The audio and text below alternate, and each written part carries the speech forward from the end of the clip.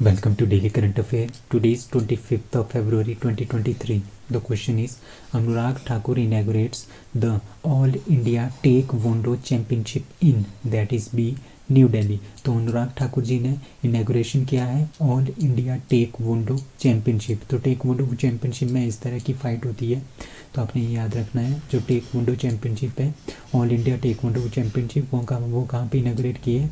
New Delhi में inaugurate की है। और किसने इनॉग्रेट की है? अनुराग ठाकुर जी, जो कि हमारे पास यूथ अफेयर और स्पोर्ट्स के मिनिस्टर्स हैं। ठीक है, कब इनॉग्रेट किया है? 24 फरवरी को इन्होंने इसका इनॉग्रेशन किया है। ठीक है, द चैम्पियनशिप, जो ये चैम्पियनशिप है, इसको क्यों ऑर्गेनाइज़ किया जा रहा है? क्योंकि 50 साल हो गए हैं इंडिया और कोरिया के डिप्लोमेटिक रिलेशंस के लिए। तो उसकी वजह से क्या है, ये चैम्पियनशिप जो है वो आयोजित की गई है न्यू दिल्ली में। ठीक है, ये कोरिया में ज़्यादा से ज़्यादा खेली जाती है ये वाली गेम। तभी इंडिया और कोरिया के डिप्लोमेटिक रिलेशंस को दिखाने के लिए, 50 साल दिखाने के लिए कि 50 साल हो गए इंडिया और कोरिया के डिप्लोमेटिक रिलेशन के लिए, उसके लिए ये चैम्पियनशिप जो है आयोजित की गई है। कहाँ पे ऑर्गेनाइज की गई है? के.डी. जाधव इंदौर जो रेसलिंग हॉल है, इंदिरा गांधी स्टेडियम न्यू दिल्ली में, वहाँ पे ये 3 दिन तक चलेगा। 24 फरवरी से 26 फरवरी तक ये स्पोर्ट्स जो है ये खेला जाएगा।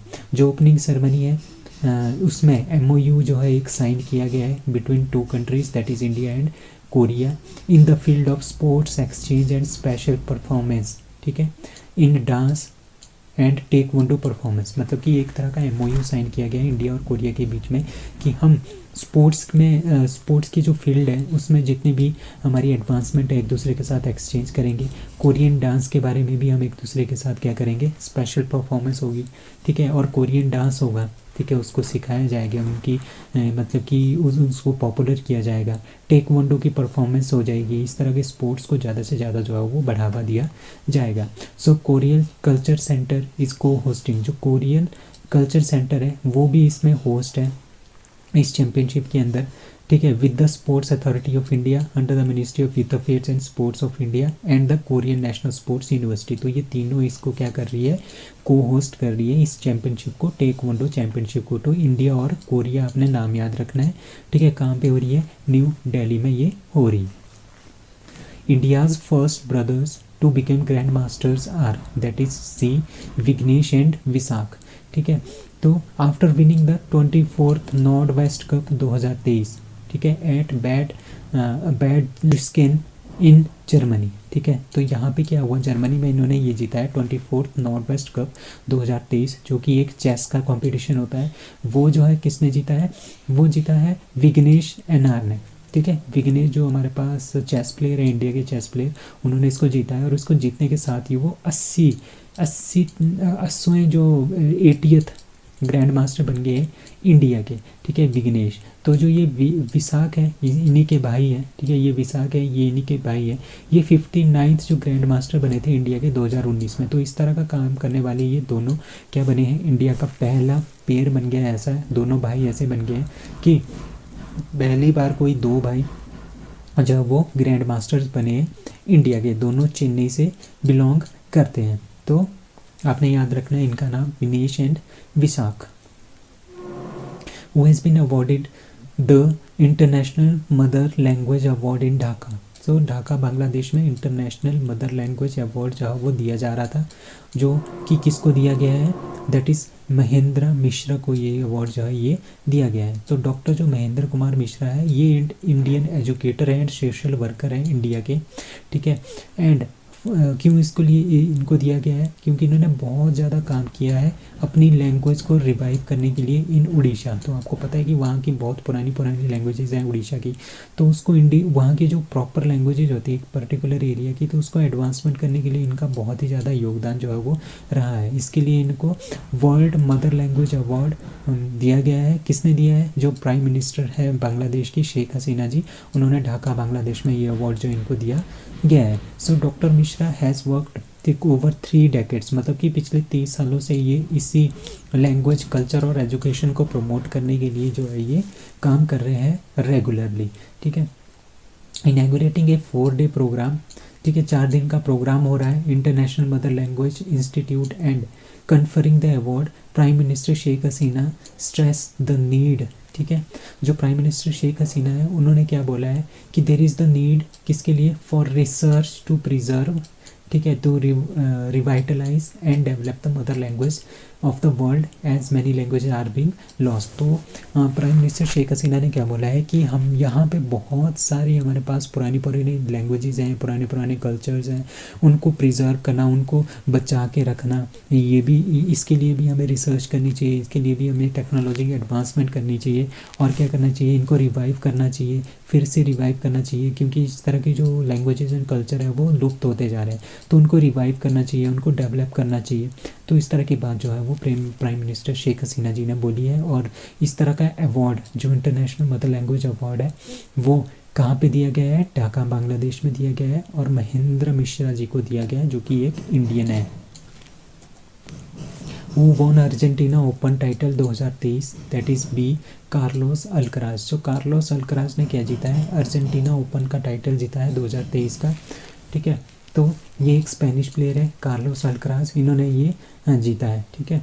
तो अर्जेंटीना ओपन टेनिस टूर्नामेंट जो इन्होंने जीता है, किसको हराया है, कैमरून नोरी को इन्होंने हराया है, ठीक है। इट वाज जो अल्कराज है ये अल्कराज का पहला एटीपी टूर्नामेंट है आफ्टर नवंबर 2022। तो नवंबर 2022 के बाद इन्होंने पहला कोई एटीपी टूर्नामेंट जो है वो टेनिस का टूर्नामेंट जो है वो जीता है। और ये अभी आपको पता है कि जनवरी में ऑस्ट्रेलियन ओपन हुआ था जो नोवाक जोकोविच ने जीता था, ठीक है, वो इसमें इन्होंने पार्टिसिपेट नहीं किया था कार्लोस अल्कराज ने, ठीक है।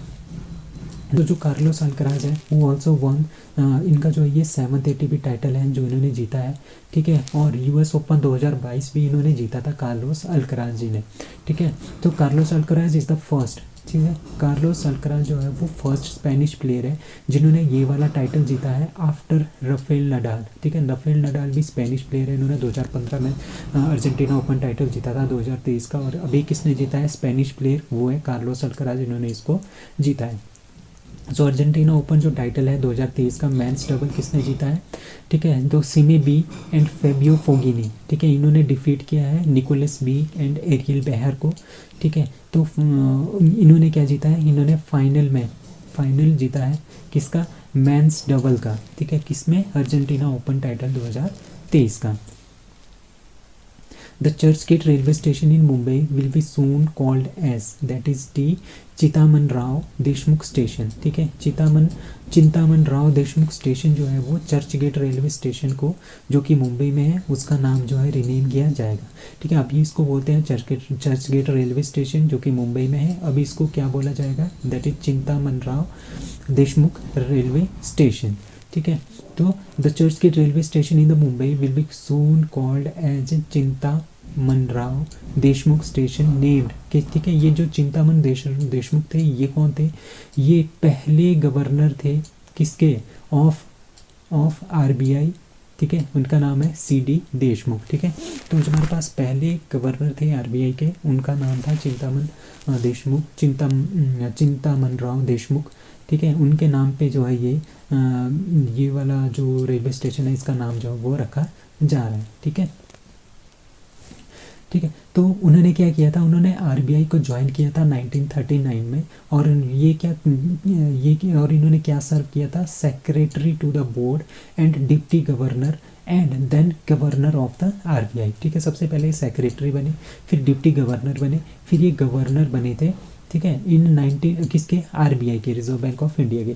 इन August 1943 he was appointed as governor of RBI, ठीक है, and served that position till 1949। तो 1943 से लेकर 1949 तक इन्होंने आरबीआई का गवर्नर के रूप में जो है उसको कार्य संभाला था, ठीक है। और अभी तक हमारे 8 ही ऐसे डिप्टी गवर्नर हैं जो कि 8 ही ऐसे डिप्टी गवर्नर, तो हमारे पास ओनली 8 ही ऐसे डिप्टी गवर्नर है जिन्होंने जो बाद में गवर्नर बने हैं। उसमें जो सबसे पहले थे वो थे कौन, चिंतामन राव देशमुख जी, ठीक है।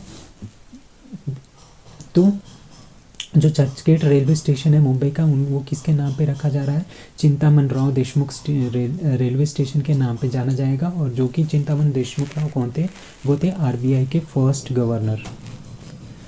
The term of the 22nd law commission extended till that is see August 2024। ठीक है, अभी क्या होने वाला था, अभी 2023 में 20 फरवरी 2023 में जो हमारे पास 22nd लॉ कमीशन है उनका जो टेन्योर है वो ख़त्म हो जाना था फरवरी 20 2023 को।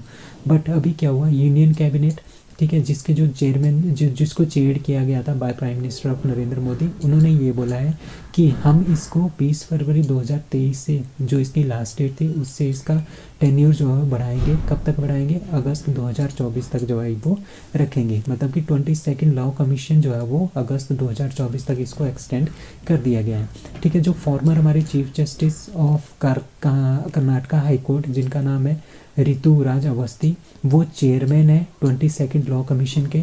और जो और इसके जो मेंबर हैं दैट इज़ के शंकरन, वो एक रिटायर्ड जज है केरला हाई कोर्ट के। तो हमने याद रखना है जो 22nd लॉ कमीशन है उसके जो चेयरमैन है वो ऋतुराज अवस्थी है, जो कि फॉर्मर चीफ जस्टिस से कर्नाटका हाई कोर्ट के। अब इसके ऑब्जेक्टिव्स क्या होते हैं, ठीक है, लॉ कमीशन के ऑब्जेक्टिव्स क्या होते हैं, क्यों इसको बनाया गया था। ठीक है, it works as an advisory body, ये एक तरह का एडवाइजरी बॉडी जो है काम करता है किसके लिए, ministry of law and justice के लिए। जो ministry of law and justice है ना वो उनको ये एडवाइस देता है। ठीक है, किस तरह की एडवाइस देता है कि जो पर्टिकुलर लॉ हमारे पास कंट्री में चल रहा है या किस स्टेट में चल रहा है, ठीक है, वो लॉ कितना अच्छा है, किस क्या क्या उसमें ड्रॉबैक्स हैं, क्या क्या उसके फ़ायदे हैं, ठीक है, उनको एग्जिस्ट होना चाहिए या नहीं होना चाहिए। तो इस तरह की जो गाइडलाइन है वो, इस तरह की जो एडवाइस है वो देता है, कौन देता है, लॉ कमीशन देता है। किसको, ministry of law and justice को ये देता है। Who has been selected as external auditor to ILO in Geneva। ILO का मतलब है international labour organisation, that is G Girish Chandra Murmu. So Girish Chandra Murmu को सिलेक्ट किया गया है as external auditor of international labour organisation in Geneva. ठीक है, controller and auditor general, controller है यहाँ पे, कंट्रोलर एंड ऑडिटर जनरल जो हमारे पास गिरीश चंद्र मुर्मू है, कौन है, किसके हैं, इंडिया के हैं। ठीक है, उनको सिलेक्ट किया गया है external auditor of the international labour organisation in Geneva. कितने सालों के लिए, 4 सालों के लिए इनको सिलेक्ट किया गया है। ठीक है, तो Girish Chandra Murmu will take over from the current external auditor of the ILO, the supreme audit institution of Philippines. ठीक है, ILO इज़ एन एजेंसी। ठीक है, जो ये ILO है ये एजेंसी है यूनाइटेड नेशंस की।